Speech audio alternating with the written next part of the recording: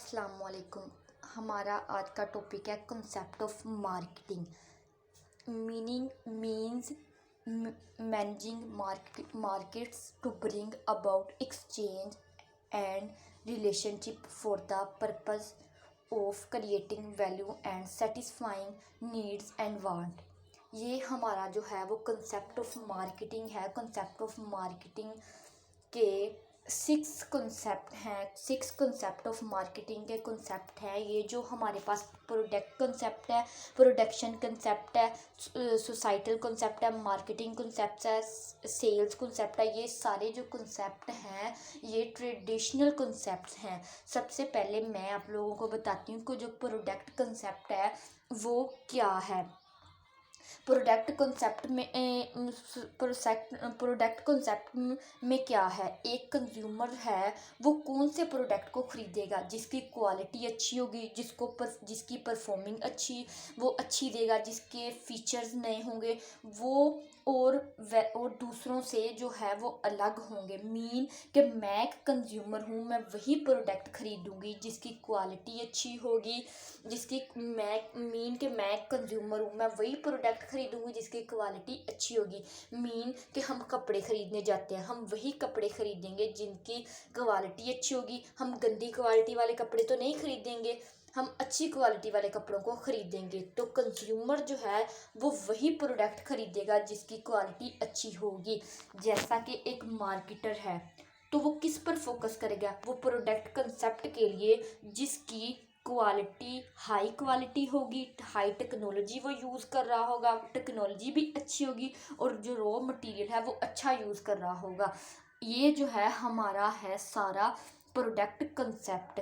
इसके बाद आ जाता है प्रोडक्शन कंसेप्ट। अब ये कि प्रोडक्शन कंसेप्ट क्या होता है। जो कंज्यूमर है वो वही प्रोडक्ट को ख़रीदेगा जो अच्छी क्वालिटी होने के साथ साथ ज़्यादा महंगे भी ना हो। जो प्रोडक्ट कंसेप्ट था वो ये था कि वो अच्छी क्वालिटी रखता था। ये इस प्रोडक्शन जो कंसेप्ट है इसमें ये होगा कि अच्छी क्वालिटी के होने के साथ साथ ज़्यादा महंगे भी ना हो, एक्सपेंसिव भी ना हो और जो आराम से मार्केट में मिल जाए। तो जो एक मार्केटर है वो क्या चाहेगा कि मैं ज़्यादा से ज़्यादा प्रोडक्शन करूं जिससे क्या होगा, हमारी एफिशिएंसी बढ़ेगी। आगे है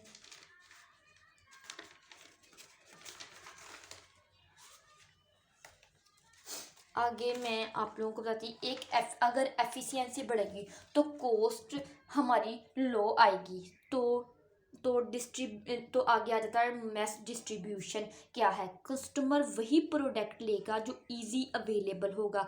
वो वही प्रोडक्ट लेगा जो उसको इजी लगेगा, उसको दूर दूर तक जाना नहीं पड़ेगा। तो वो फिर जो है वो वही प्रोडक्ट को ले लेगा जो इजीली पास से मिल जाए, वो फिर वही प्रोडक्ट लेगा। आगे है हमारे पास सेलिंग कंसेप्ट। इसके बाद आता है सेलिंग कंसेप्ट। सेलिंग कंसेप्ट को हम क्या समझेंगे कि अगर हम एक बिजनेस और कस्टमर को ऐसे ही छोड़ दें, कि अगर हम एक बिजनेस है और एक कस्टमर है उसको हम लोगों ने वैसे ही छोड़ दिया है, यानी कि मैंने एक प्रोडक्ट बनाया तो उसे मैंने वैसे ही छोड़ दिया, वैसे ही रखा हुआ है। कस्टमर को क्या पता चल पाएगा कि कोई नया प्रोडक्ट मार्केट में आया है?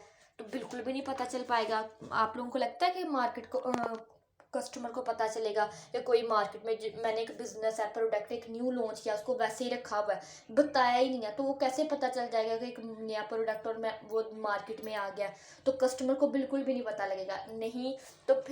नहीं जो है वो ऑर्गेनाइजेशन को एक सेलिंग और प्रमोशनल एक्टिविटीज़ करनी पड़ेगी। बहुत सारे ज़्यादा से ज़्यादा इश्तिहार लगाने पड़ेंगे, जैसे कि एडवर्टाइजमेंट करना पड़ेगा, इश्तिहार लगाने पड़ेंगे, जगह जगह बताना पड़ेगा कि मैंने एक प्रोडक्ट जो है वो लॉन्च किया। तो फिर कस्टमर को पता चल पाएगा कि ये एक कस्टमर है। ऐसे वो सेलिंग कंसेप्ट है। ये हमारा सेल करने का एक कंसेप्ट होता है कि हम लोगों ने बिजनेस को और कस्टमर को अगर छोड़ दिया, तो अगर हम लोग अपने बिजनेस के बारे में, कोई प्रोडक्ट के बारे में दूसरों को बताएंगे ही नहीं, कस्टमर को बताएंगे ही नहीं, सोसाइटी में लॉन्च ही नहीं करेंगे, तो कैसे पता चल पाएगा कि कोई एक प्रोडक्ट जो है वो मार्केट में आ गया? आगे हमारे पास आ जाता है, तो जो मार्केट है वो किस चीज़ पर फोकस करेगा? जो उसने बनाया है, what they have made, mean जो मार्केट को चाहिए उसके ऊपर नहीं वो फोकस करेगा, जो उसने बनाया होगा वो उसके ऊपर फोकस करेगा। Selling consume concept. आगे हमारे पास आ जाता है मार्केटिंग कंसेप्ट। मार्केटिंग कंसेप्ट जो है वो हमारा बेसिक मोटो है, जो कंज्यूमर की नीड्स को सेटिस्फाई करना है। तो इसमें मार्केटर क्या करेगा, कस्टमर की नीड को सेटिस्फाई करेगा, ऐसा प्रोडक्ट बनाएगा जिसमें कस्टमर को हाईली हाईली सेटिस्फाई हो जाए, जिससे कस्टमर है। इसमें मार्केट कंसेप्ट जो है इसमें कस्टमर को जो कंज्यूमर है उसकी नीड को सेटिस्फाई करना होगा। हमें देखना होगा कि उसको जो चीज़ है वो कितनी मिकदार में चाहिए, कितनी वो चीज़ जो है वो अफोर्ड कर सकता है। मीन कि अगर हम लोगों ने, मैंने कल भी ये बात बताई थी कि अगर हम लोग 50,000 का प्रोडक्ट लॉन्च कर रहे हैं, तो अगर वो अफोर्ड ही नहीं कर सकता, उसको वो 20,000 अफोर्ड कर सकता है, तो हमारे प्रोडक्ट का कोई फ़ायदा नहीं होगा। इसमें हम लोगों ने मार्केटिंग कॉन्सेप्ट में हम लोगों को जो है वो कस्टमर की नीड्स को सेटिस्फाई करना होगा, फिर वो जाके हमारा प्रोडक्ट का हमें फ़ायदा होगा। इसी तरह ये जो है वो मार्केटिंग कॉन्सेप्ट है। आगे हमारा है societal marketing concept. Societal marketing concept भी ट्रेडिशनल कॉन्सेप्ट है। सोसाइटल से क्या हम लोग क्या समझें, सोसाइटल से आप लोग क्या समझे कि जो हमारा कस्टमर है उसे हाईली क्वालिटी प्रोडक्ट हमने दे दिया, प्राइस भी अच्छी है, आगे है प्राइस भी अच्छी है, मार्केटिंग भी कर दी है, लेकिन इसमें ये है कि हमने सोसाइटी का भी ध्यान रखना है, कहीं हम सोसाइटी को हार्म तो नहीं पहुंचा रहे। इसमें हम लोगों ने सब कुछ एथिकल करना है, कस्टमर के साथ साथ सोसाइटी को भी ध्यान में रखना है। इसमें हम लोगों ने सोसाइटी की नीड्स को पूरा करना है, सोसाइटी को भी देखना है कि सोसाइटी में किस तरह की चीज़ हम लोग लगाएंगे, प्रोडक्ट लॉन्च करेंगे तो वो हमारा ज़्यादा सेल होगा। इसमें हम लोगों ने कस्टमर की नीड्स को भी सेटिस्फाई करना, लेकिन इसमें हम लोगों ने सोसाइटी को हार्म नहीं पहुंचाना। हम लोगों ने सोसाइटी को देखना है कि इसमें सोसाइटी का भी ध्यान रखना है। इसमें हम लोगों ने सब कुछ जो है वो एथिकल करना है, कस्टमर के साथ साथ सोसाइटी के भी। कस्टमर का तो सोचना ही है, देखना है कि कस्टमर की नीड्स क्या हैं, उनको क्या चाहिए, वो कितनी चीज़ अफोर्ड कर सकता है, वो कितने पैसे अफोर्ड कर सकता है, वो तो ठीक है हम लोग देखते हैं, लेकिन उसके साथ साथ हम लोगों ने सोसाइटी के बारे में भी सोचना है कि वो उसको क्या चाहिए। ये सारे जो हमारे कंसेप्ट थे ये ट्रेडिशनल कंसेप्ट थे। ये जो एक्सचेंज कंसेप्ट है ये हमारा ट्रेडिशनल कंसेप्ट नहीं है। ये जो 5 कंसेप्ट हैं ये सारे जो हैं वो ये सारे जो कंसेप्ट हैं वो ट्रेडिशनल कंसेप्ट हैं।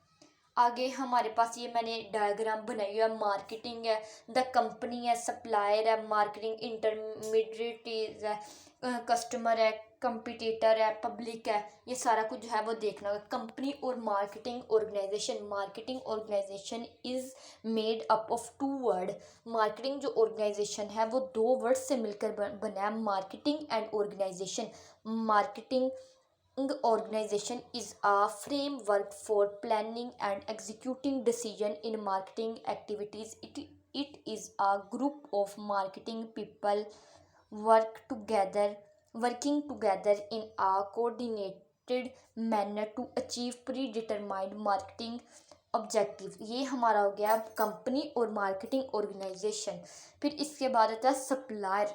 सप्लायर क्या होता है? सप्लायर जो है वो किसी भी जो चीज़ें हैं, वो बहुत सारी चीज़ें हैं, गुड्स और सर्विसेज सप्लाई कर रहा है। वो सप्लायर जो है वो जो कितनी चीज़ें होंगी, गुड्स और सर्विसेज को सप्लाई कर रहा है, किसी प्रोसेस के लिए सप्लाई कर रहा है। ये किसी जो प्रोसेस है उसको सप्लाई कर रहा है। इसकी मैं डेफिनेशन बनाती हूँ। A supplier is a person और business that provide a product और services to an other entity. The role of a supplier in a business is to provide highly quality product from a manufacturer at a good price to a distributor और retailer for resale। ये हमारा जो है वो supplier है। आगे ये company marketer आ जाता है, कंपटीटर, सप्लायर है। ये इसकी सारी ये डायग्राम है। ऐसे जो है वो करके हम लोग सप्लायर को एक्सप्लेन कर सकते हैं। फिर इसके बाद आता है what why are there marketing intermediaries. ये आ जाता है marketing intermediaries allow for the smooth flow of product and product information from the manufacturer to the consumer. Intermediaries help manufacturer distributor view their product and help consumer easily find and obtain the product that they need to buy, reduce the number of contracts necessary in order to make a sale, thereby facilitating the marketing process. ये जो है हमारा कि क्यों marketing इंटरमीडियराइज ये जो है वो कैसे हुआ है। आगे कस्टमर है। कस्टमर का आप लोगों को मैंने कल भी बताया था कि कस्टमर जो है वो चीज़ को ख़रीदता है। Customer who buy a product, जो प्रोडक्ट को ख़रीदता है वो जो है वो कस्टमर होता है। ओके, अल्लाह हाफिज़। ये हमारा आज का हो गया कॉन्सेप्ट ऑफ मार्केटिंग।